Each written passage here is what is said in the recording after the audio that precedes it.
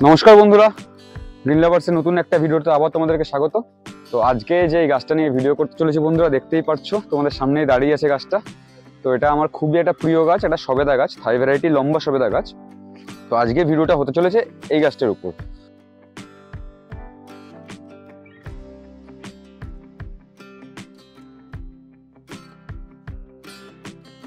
তো বন্ধুরা, ভিডিওটা শুরু করার আগে তোমাদেরকে প্রথমেই যেটা বলে রাখবো, আমার কাছে এই যে থাই ভ্যারাইটি ল্যাংচা সবেদা গাছটা দেখছো, এরকম লম্বা লম্বা সবকটা সবেদা। তো এই গাছটার বয়স আমার কাছে 3 থেকে 3.5 বছর, 3.5 বছর হয়নি, হ্যাঁ 3.5 বছরের মতো বলতে পারো। আমার আগে কিন্তু ইউটিউব চ্যানেলে একটা ভিডিও দেওয়া আছে, যে ভিডিওটার মধ্যে তোমরা দেখতে পারবে যে আমি এই গাছটা একটা ছোট নার্সারি থেকে কিনে এনেছিলাম। গাছটা খুব ছোটো ছোটো 4টে ডালের মাত্র গাছ ছিল, এরকম সাইজের একটা গাছ ছিল, আর মাত্র 6 ইঞ্চি প্যাকেটে। এবং সেই গাছটাকে আমি একটা প্রথমে 16 ইঞ্চি চালি টবে বসেছিলাম। তার পুরো ভিডিওটা আমি কিন্তু ডেসক্রিপশনে দিয়ে দেবো, ভিডিও লিঙ্কটা। তোমরা যারা দেখতে চাচ্ছ তারা কিন্তু অবশ্যই একবার ভিডিওটা দেখে নিতে পারো। তো এটা বলে রাখলাম যে এই গাছটার ফলন দেখো সারা বছরই কম বেশি ফলন দেয়। এবার গাছটা আজকে ভিডিওটা যেই কারণে করা, আমি এই গাছটা তো মোটামুটি টবের মধ্যে এখন সেট আছে, একটা 20 ইঞ্চি বড় টবে সেট আছে। তো নতুন করে এটার সেপোর্টিং করার কোনো ব্যাপার নেই। যেটা আমি ফলো করলাম গাছটা আগের বছর কিন্তু আমার এই গাছটা নিয়ে তোমাদের কোনো ভিডিও দেওয়া হয়নি। প্রচুর ফল পেয়েছিলাম গাছটা, কিন্তু এবছর ফুল প্রচুর এসছে, কিন্তু ফল সেই তুলনায় অনেক কম হয়েছে। যদিও ফল অনেক ভরে আছে গাছটার মধ্যে, কিন্তু আমি গৌতমকে একবার সামনে আসতে বলবো, যে সামনে এসে একটু দেখায়, ক্যামেরাটা কিন্তু সামনে আয়, যে ফুল কিন্তু গুটি ঝরার আগে সেরকম শুকিয়ে পড়ে যাচ্ছে। এরকম প্রচুর দেখা যাচ্ছে যেগুলো কিন্তু গুটিগুলো এরকম শুকিয়ে পড়ে যাচ্ছে, এবং সারা গাছেই কিন্তু বেশিরভাগ হচ্ছে। এবং এই গুটিগুলো কেন ঝরছে, মূলত এর উপরই বেস করে আজকের এই ভিডিওটা তৈরি করছি। তো সবেদা গাছে ফুল আসার পর গুটি ঝরার প্রধান কারণের মধ্যে যেটা অন্যতম, সেটা হলো গিয়ে জল কম বা বেশি। যদি আমরা দেখি যে আমার যেমন এই মাটিটা আছে, এই মাটিটা কিন্তু আমি অনেক দিন ধরে ফলো করছি, যেহেতু প্লাস্টিক ড্রামের মধ্যে আছে এবং জল খুব একটা টানছে না। দিনে একবারই জল দেওয়া হচ্ছে, দুবার জল দেওয়া হয় না। গৌতম সকালবেলা জল দিয়ে চলে যায়, কিন্তু এত রোদের পরেও কিন্তু দেখা যাচ্ছে জল টানছে না। তো এই জল যদি না টানে, সেক্ষেত্রে কিন্তু গুটি ঝরার একটা প্রধান কারণ হিসেবে দাঁড়ায়। কারণ জল বেশি হলে কিন্তু অনেক সময় গাছের ফুল যেগুলো হয়, যে গুটিগুলো হয়, একটু ফুটেই কিন্তু ফুলগুলো ঝরে যায়। আবার অনেক সময় দেখা যায় জল যদি কম হয়, মানে এই যে গরম পড়েছে প্রায় 42 থেকে 43 ডিগ্রি টেম্পারেচার, সেই সময় যদি গাছে জল এসে ফুল উঠলো, কিন্তু জল পরিমাণ মতো দেওয়া হলো না, অর্থাৎ মাটিটা পুরো শুকিয়ে গেল, সেক্ষেত্রেও কিন্তু গুটি ঝরে যায়। প্রথম কারণ গেল গিয়ে এইটা। তো যে কারণটা হলো, সেটা হলো গিয়ে গাছের পুষ্টির অভাব।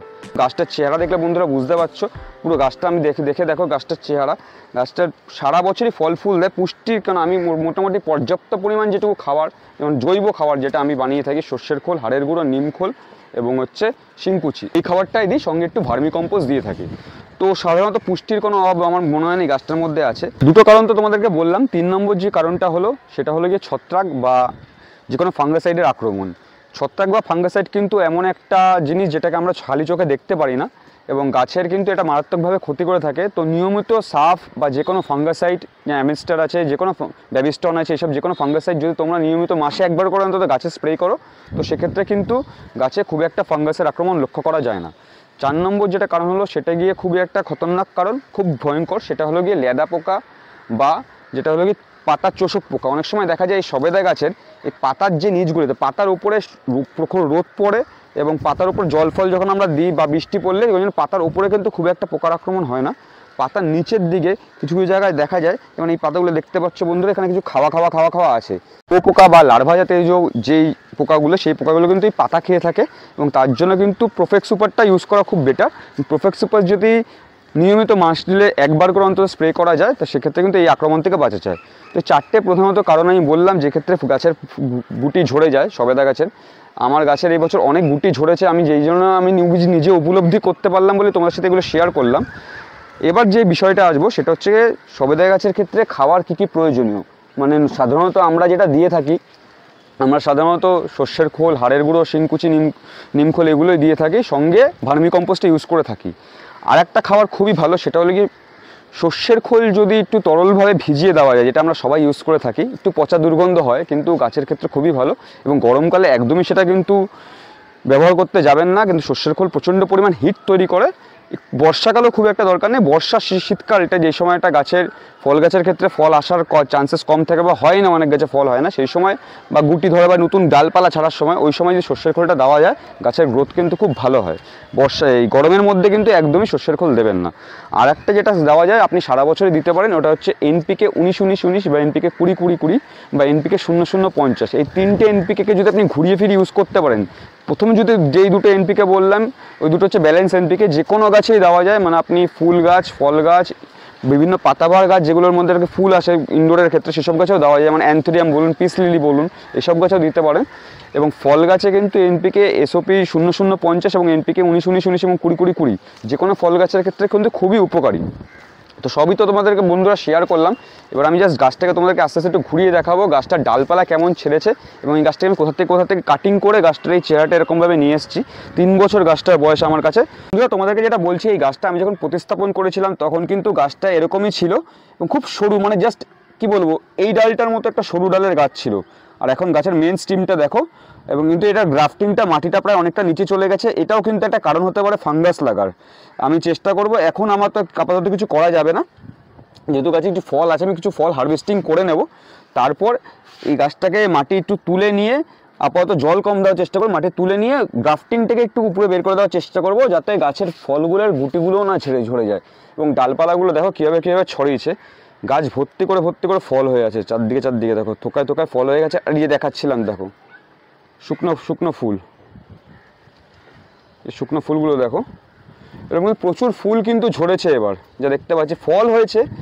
আবার এটাও হতে পারে যে, আমি শিওর না, এটা হতে পারে যে ফল হচ্ছে বলে ফল যদি ঠিকঠাক সময় হারভেস্টিং না করা হয়, যেমন কিছু বড় ফল হয়ে আছে, আমি কিছু পারবো আজকে, সেগুলো যদি ঠিকঠাক সময় হারভেস্টিং না করা হয় সেক্ষেত্রে নতুন ফল বা ফুল আসছে না। যেমন এখানে একটা ফল মোটামুটি পাড়ার মতো হয়ে এসছে।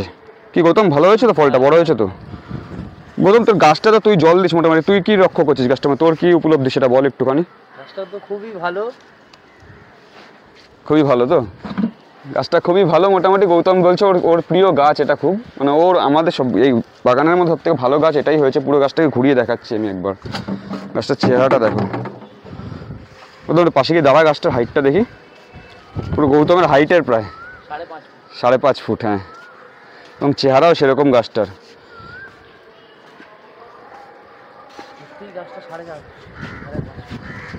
প্রচুর ফল হয়ে আছে এবং ফল কেজি এই ফলটা পাড়ার মতো হয়ে এসছে, লম্বা এই একটা ফল পাড়ার মতো হয়ে এসছে। তো আমি আজ কিছু ফল পারবো, তো এখন তোমাদেরকে দেখাবো ফলগুলো পেরে কোথাও কিছু ফল পার, আপাতত কিছু ফল পারতে হবে। এই ফলটা পার সবার আগে।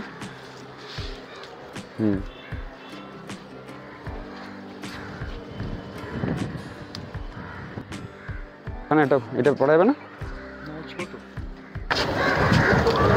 এই একটা মোটামুটি সাইজের আছে, এই একটা সবেদা পারা যাবে, এই একটা সবেদা পারলাম।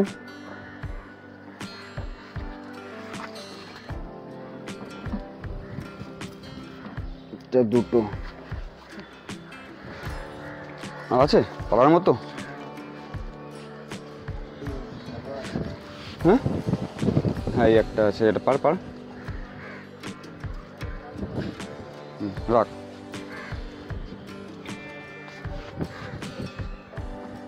তিনটে আর দেখতে হবে, এটা পারা যাবে, এই একটা, চারটে ধর, আর পাড়ার মতো নেই নাকি? হ্যাঁ এটা পড়া যাবে।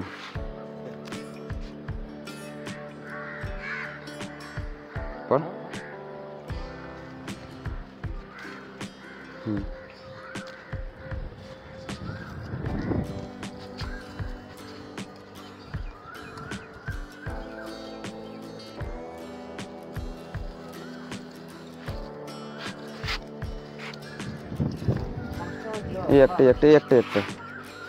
একটা পর,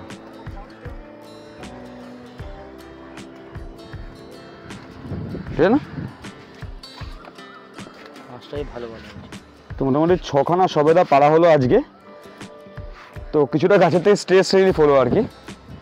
এই সবেদাগুলো কিন্তু এখনো পুরো পাকেনি, এগুলো চালের ড্রামে রেখে পাকাতে হবে। তো বন্ধুরা, থাই ভ্যারাইটির এরকম লম্বা সবেদার গাছ তোমরা ছাদে অবশ্যই করো, এবং তার কী করে করবে গাছগুলো তার পুরো ভিডিওটা তো তোমাদেরকে বললাম, যে গাছটা কী কী পরিচর্যা করতে হয়, কী কী স্টেপের জন্য ফুল পড়ে যাচ্ছে এবং ফুল ঝরার মেন কারণগুলো তোমাদের সাথে শেয়ার করলাম। ওরকমভাবে একটু যত্ন করলে আশা করি ফুল কম ঝরবে। আমার খুব একটা যত্ন করা হয়নি বলে কিছুটা ফুল ধরেছে, এবং আমি আশা করি আমাদের থেকে তোমরা আরও অনেকে আছে যারা ভালো কাজ করতে পারো, কারণ আমি যে সব জানি বা সব বুঝি সেটা না, আমিও লোকের দিকে অনেক কিছু দেখে শিখি, এবং আমি যদি কিছু ভুলভাল বলে থাকি বা কিছু ভুল তথ্য দিয়ে থাকি তোমাদেরকে অবশ্যই আমাকে কমেন্ট করে জানাবে, না দাদা এটা ঠিক, কারণ আমি সব কিছু যে ঠিক বলছি সেটা কোনো হতে পারে না।